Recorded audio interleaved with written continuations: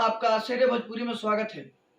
आज यानी अभी आप देख सकते हैं कि world famous power star Pawan Singh का सॉन्ग जो बारिश बॉलीवुड सॉन्ग का वर्जन भोजपुरी में आ चुका है, जिसको पायल देव और पवन सिंह ने गाया है। क्या गजब का गायकी है। पावर स्टार पवन सिंह के साथ साथ पायल देव का आवाज जब लग जाता है तो समझिए कि ब्लॉकबस्टर हो गया सो। और मैं आप सभी को बता दूं, फिट यानी जो बारिश सॉन्ग में नजर आई थी हिना खान और साहिर शेख, गजब की जोड़ी है और गजब का म्यूजिक पायल देव को सुनने को आप सभी को मिल रहा है।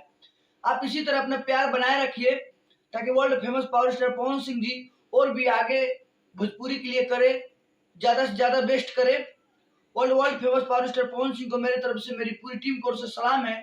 क्या वो इतना अच्छा भोजपुरी के अलग लेवल पे ले जाने के कार्य कर रहे हैं और पहली बार ऐसा भोजपुरी इंडस्ट्री में हुआ है कि कोई गाना भोजपुरी एक्टर गाए और फिट कोई और नजर आए। बहुत अपने आप में एक बड़ी बात है।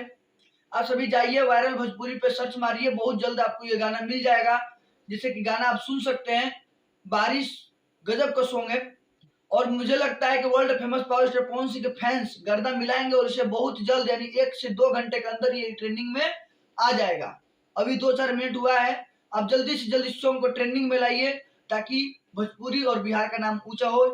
जय हिंद, जय भारत।